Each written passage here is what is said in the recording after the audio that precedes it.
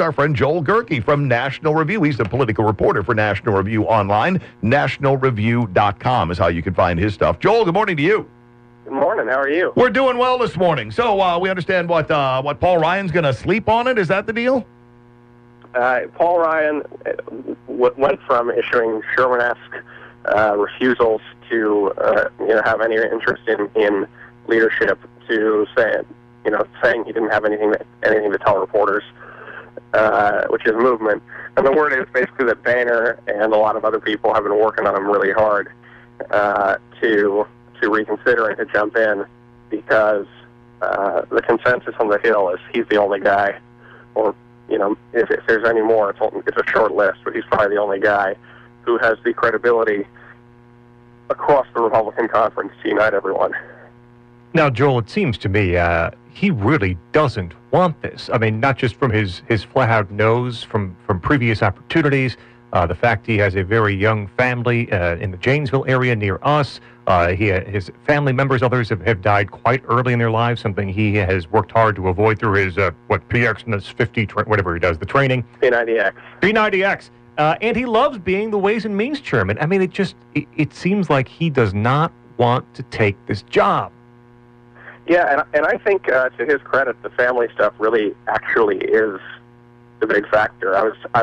First of all, I think that the demands that this job places on you are probably the speaker job places on you are probably much greater than any of us realize. I was talking to one yesterday who said, everybody at a time like this gets a text message from their mom or their best friend or somebody saying, "You could be speaker," and you think, "Yeah, that'd be fun," and then you think, do I want to cancel all my plans this weekend? Do I want to cancel all my plans for every weekend for the foreseeable future? Because, it's just all you do, traveling for members, going to their districts, fundraising, working on the Hill. It's just a constant consumption of your time.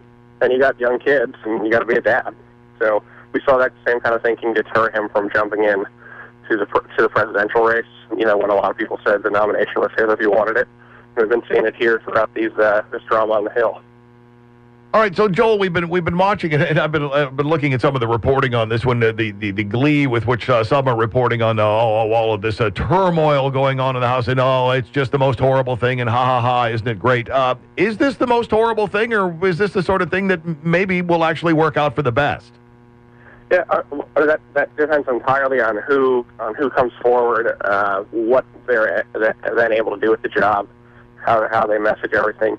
There's no reason that it has to be horrible unless your default position is that drama is bad, and if there's things going on, that shows the Republicans can't do anything right.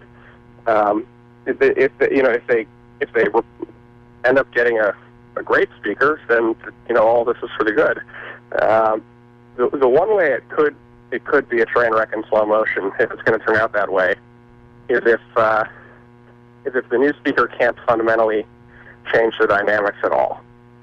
That is, there's been a problem where there's a group of people who are really frustrated, and understandably, because Republicans took back Congress on this plan about how when we take back Congress, something will change, and nothing changed in terms of their ability to achieve legislative victories.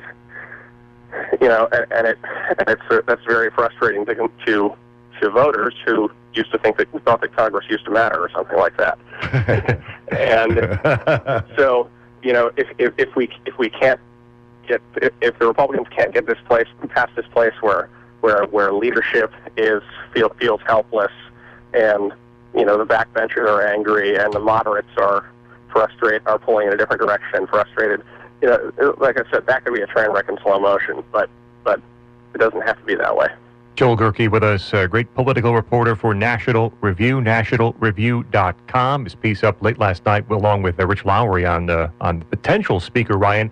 And early in the day yesterday, Joel, you had a piece up on Illinois Congressman Peter Roskam, how he was positioning himself to perhaps be the speaker after the next speaker, or an accidental speaker, as Dennis Hastert ended up being when he took the office.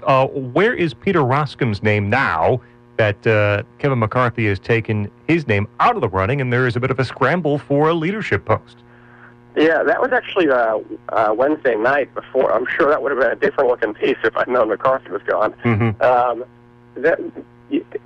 Rostam's tough to read because he has been making all these moves that you would expect to somebody make if they were preparing a leadership run, if they were setting the groundwork, and that goes back to before Boehner resigned. But he didn't throw his hat in the ring this time, and the idea is that he could be an interesting guy. He's moderate and establishment enough that he was deputy whip at one point, but outsider enough that he lost the race to be majority whip. He kind of went into the wilderness, came back and did this dramatic leadership play, dramatic play with the Iran vote, changing the House Iran strategy that a lot of people thought was a leadership play. One sense that I'd gotten was that he was playing a slow, long game, and that the reason for doing it that way was that it would allow him to be not quite look so ambitious, which is good, but it would also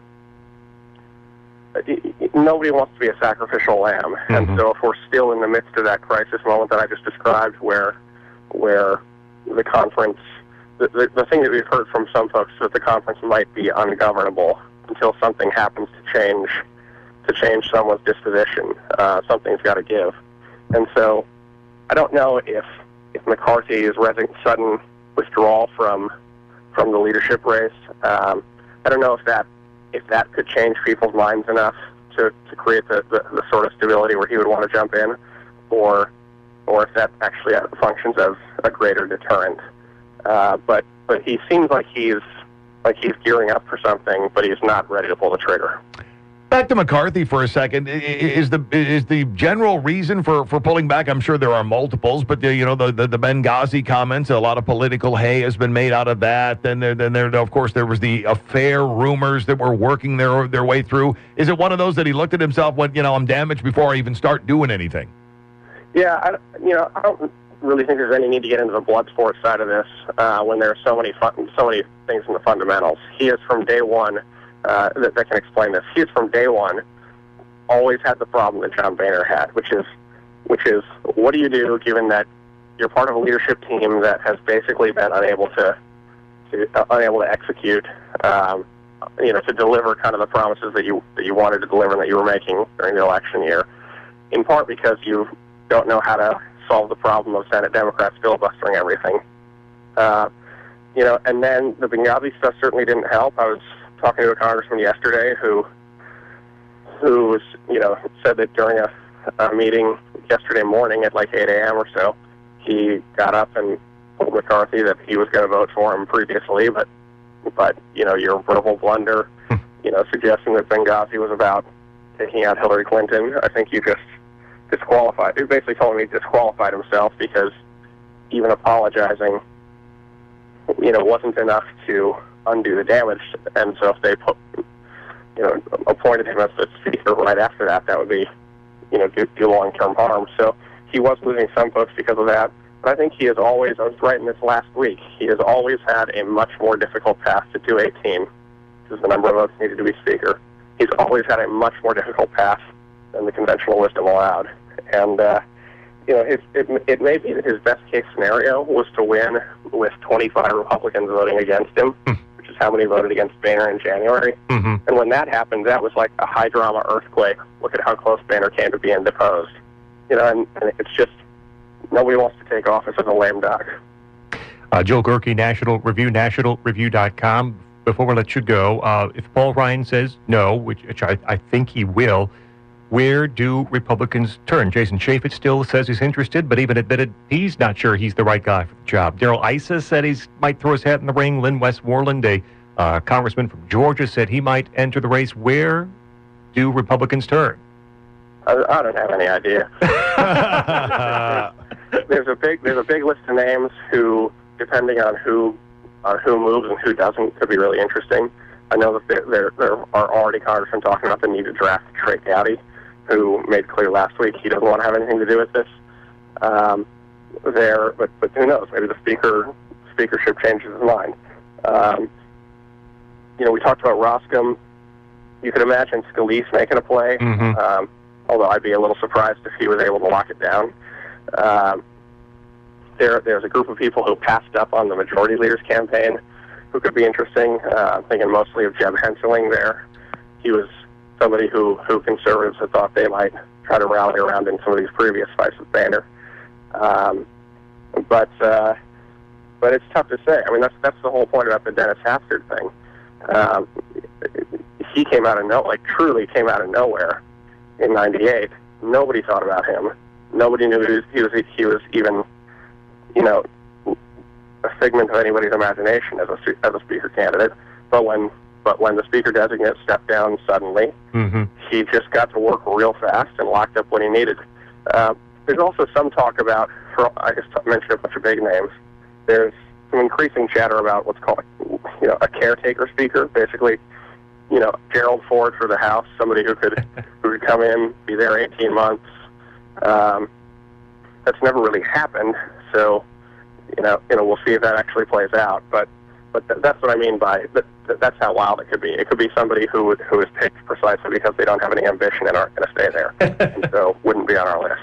If you're not reading Joel Gehrke stuff, you are missing out. NationalReview.com is where you find it. Joel, as always, thanks for the time. Thanks for the expertise this morning.